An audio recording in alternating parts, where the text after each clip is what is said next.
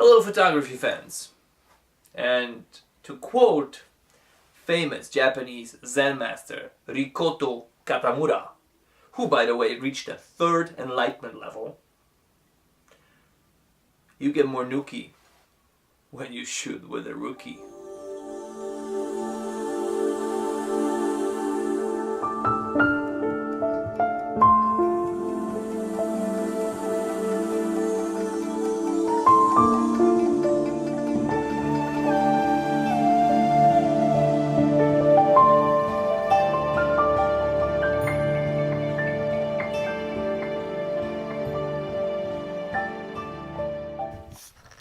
Yes, ladies and gentlemen, today we're going to be discussing Yashica Rookie twin lens reflex camera.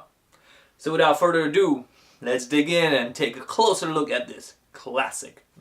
Ladies and gentlemen, this here is a Yashica Rookie. Now, don't go and try to find another video on YouTube because you're probably not going to find one.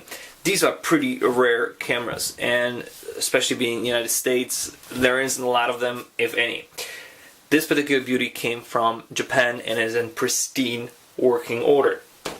Now, what's such a big deal about this particular camera? Well, it's not anything special. It's what it is basically a predecessor, an early Yashica A. It was produced and introduced in about 1956 and 1957. Now, it was made predominantly for domestic market. Therefore, the distance scale on this camera is in meters only, and not in feet and meters as some of the export models would be. Now, also, you will not find film reminder on the advanced knob, which is quite interesting. Later I'll show you Yashica A, and this one next to another. So in the back of this camera you'll find windows for film advance.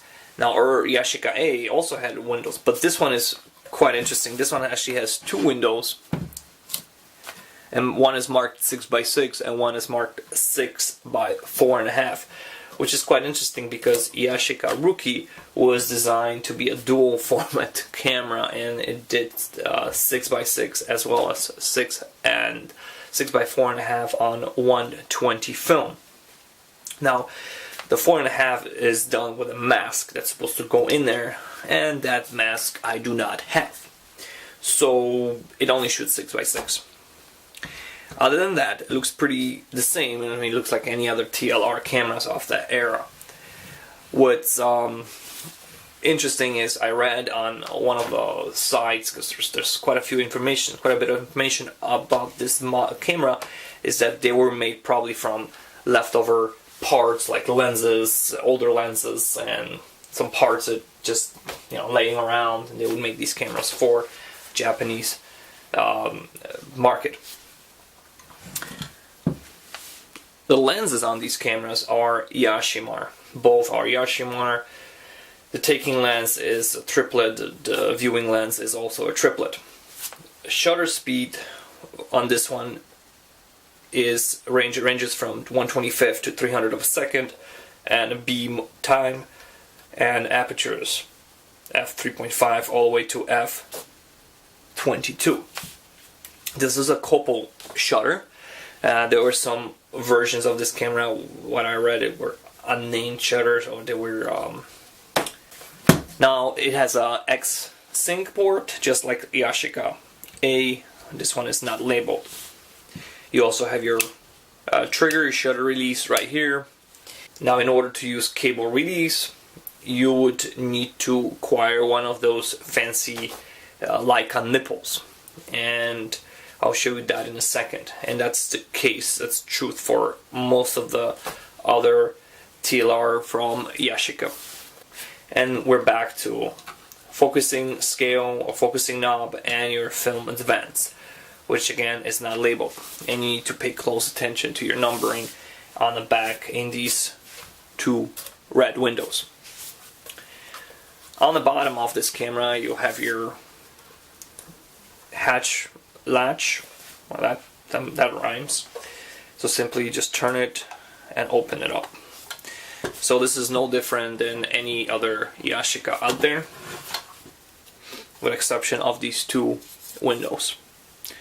Pressure plate, everything else seems to be the same. This one is very clean model. What I like is that there's no flocking inside, but the film chamber is matte painted, so there's no reflections.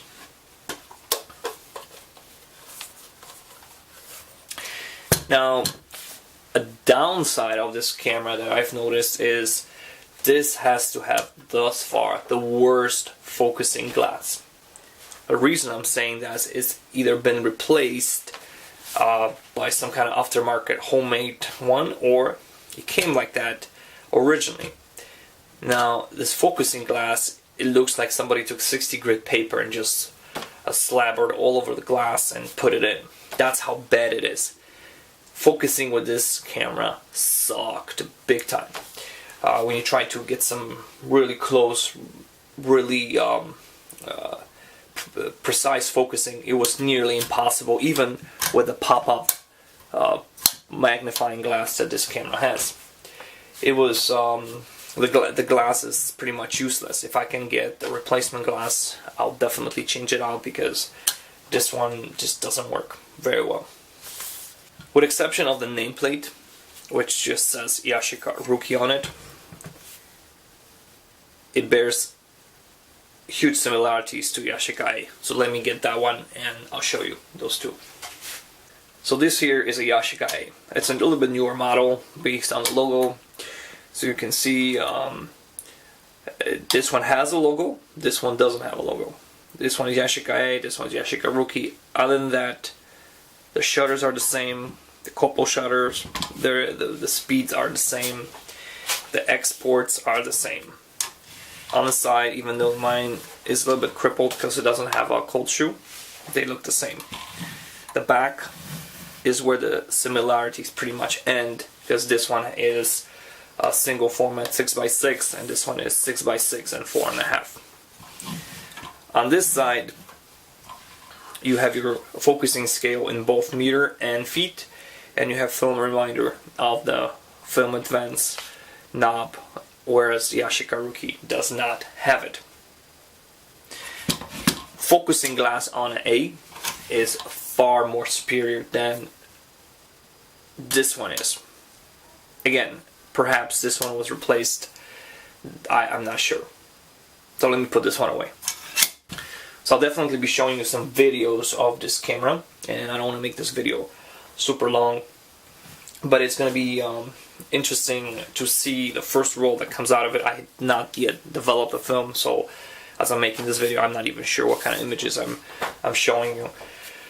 But after this, I'm going to run the film through processing and see what kind of results. I mean, I don't expect anything crazy, but I don't expect poor results given the fact that it's basically Yashica A, and Yashica A produced quite nice results. Now, if you want to learn more about Yashicas and Yashica TLRs in general, there's this beautiful website, and no, I'm not affiliated with them, YashicaTLR.com. Tons and tons of information. That'll be beautifully written. I can not even come close to describing the history of Yashica the way it is described on that website. So kudos to whoever did that, and I've drawn a lot of information from them, and it's just been extremely helpful when it comes to dating these beauties and gaining some knowledge on the history of these beautiful cameras.